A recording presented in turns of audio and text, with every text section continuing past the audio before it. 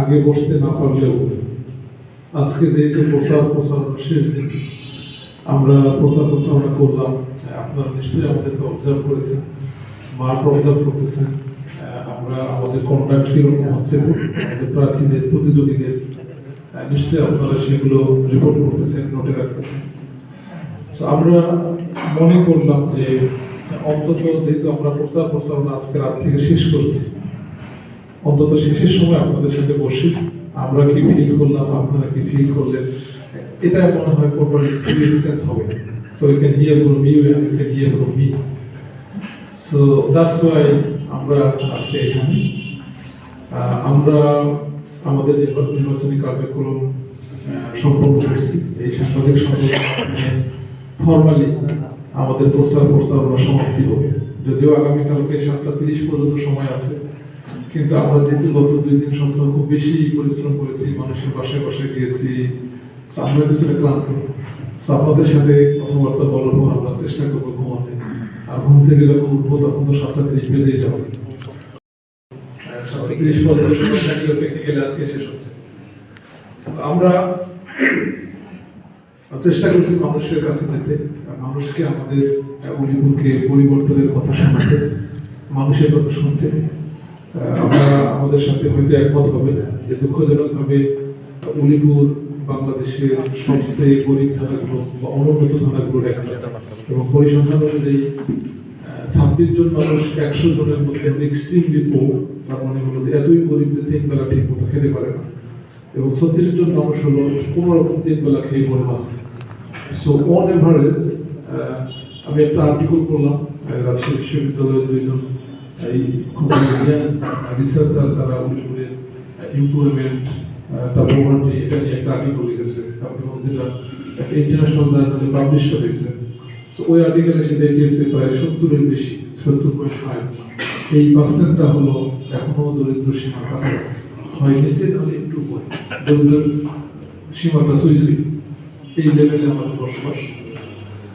আমাদের উলিপুরের জন্য খুব দুঃখজনক যেটা, সেটা হলো যে আমাদের উলিপুরের এই যে অবস্থান, এই অবস্থানটা শুধু আজকের না, এটা স্বাধীনতার পর থেকে চলে এসছে।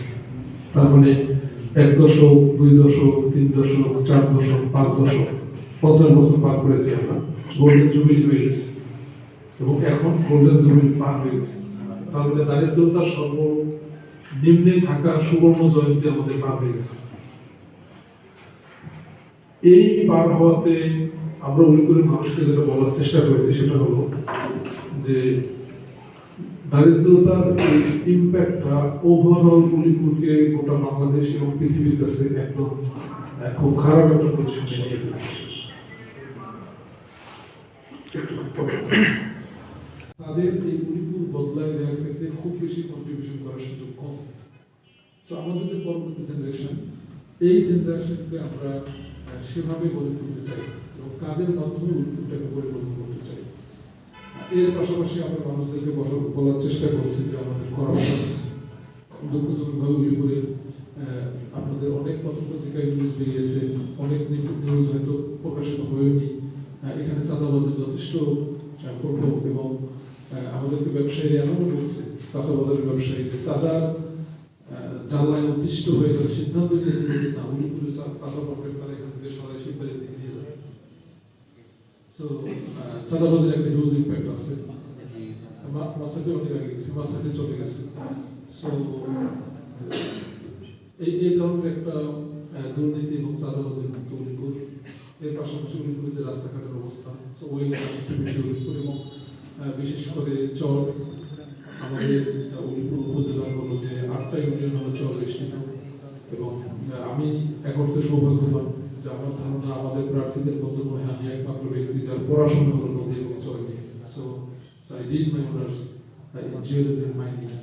So that was huge degree behind everything. So চর, নদী, নদী শাসন, এটা নিয়ে আমার পড়াশোনা। তো এই পড়াশোনাটা শুধু আমার বাংলাদেশে না, আমি এই সাবজেক্টের উপর বোধহয় উলিপুরের একমাত্র ব্যক্তি বা প্রথম ব্যক্তি যে পৃথিবীর একটা সেরা ইউনিভার্সিটি, স্টেট ইউনিভার্সিটিতে আমি এমএসসি করেছি।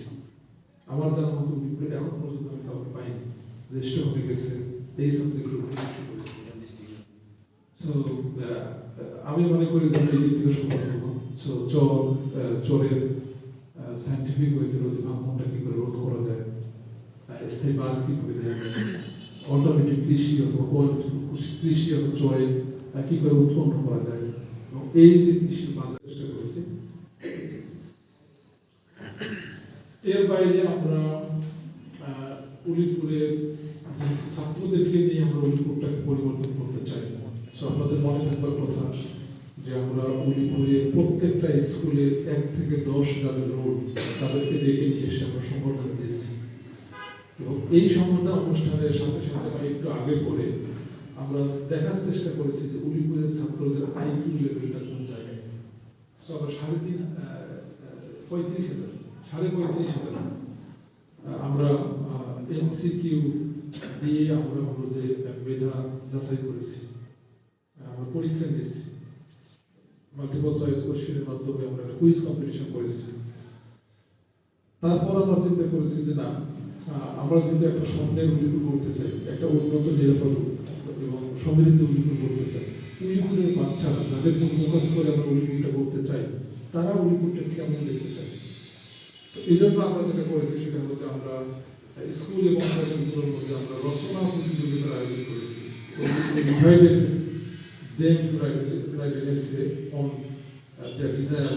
উলিপুর কেমন দেখতে চাই, এবং আমরা 550টা রচনা আমরা পেয়েছি ছাত্রছাত্রীদের কাছ থেকে, এবং এইটা আমরা কম্পাইল করেছি যে একটা বাচ্চা ক্লাস 5 বা 6 বাচ্চা সে কেমন উলিপুরটা দেখতে চায়, একটা ইন্টারমিডিয়েট ছেলে বা মেয়ে সে কেমন উলিপুরটা দেখতে করেছি। চর থেকে নদী, নদী থেকে সমুদ্র, একদম গ্রাম থেকে আলাম শহর, সব জায়গায় যাওয়ার চেষ্টা করেছি। আমার বিশ্বাস আমরা উলিপুরের মানুষদেরকে বোঝাতে সক্ষম হয়েছি একটা পরিবর্তনের জন্য। আমরা আপনাদের সাথে আজকে বসার উদ্দেশ্য হলো সাংবাদিক, এটা তো একটা অনেক বড় ব্যাপার, তারা হলো যে সমাজের দর্পণ, এবং একটা ফ্রি ফেয়ার ক্রেডিবল ইলেকশনের জন্য সাংবাদিক ভাইদের রোল অনেক বেশি। আপনারা চাইলে যে কোনো অন্যায়, ইলিগাল থিংস, ভোট কেন্দ্রে কোনো অনিয়ম সবকিছু বন্ধ করতে পারেন, এবং আপনাদের সাথে প্রশাসনের যোগাযোগটা অনেক বেশি। আমার ধারণা প্রশাসন চেষ্টা করতেছে একটা ভালো ইলেকশন করার জন্য। তো আমরাও আপনাদেরকে দেখেছি আপনাদের কথা শুনবার জন্য এবং এই অনুরোধটা করবার জন্য যে আপনারা প্লিজ খুব ভালো একটা নির্বাচন করার জন্য আপনারা সহযোগিতা আমাদেরকে করেন, প্রশাসনকে করেন। আমরা যদি কোথাও কোনো ভুল করি আমাদেরকে বলেন, বাট আমরা চাই যে আপনারা এই ভূমিকাটা নেন, যেন উলিপুরে খুব ফেয়ার এবং খুব সুন্দর একটা প্রতিযোগিতামূলক ইলেকশন হয়। এই ইলেকশনে যদি আমরা একটা ভোটও না পাই, ওইটার বাইরে আমাদের কোনো কষ্ট থাকবে না। আমাদের অনুরোধটা থাকবে যে আপনারা আপনাদের জায়গা থেকে ফুল প্রফেশনাল পটেনশিয়াল এথিক্যাল দিয়ে আপনাদেরকে আমাদেরকে সহযোগিতা করবেন, অন্যান্য প্রার্থীদেরকে সহযোগিতা করবেন, প্রশাসনকে সহযোগিতা করবেন, আলটিমেটলি আপনার দেশকে সহযোগিতা করবেন একটা ভালো ইলেকশনের জন্য। সো আমাদের পক্ষ থেকে এতটুকু। আর এবার যদি আপনাদের কোনো মতামত থাকে, প্রশ্ন থাকে,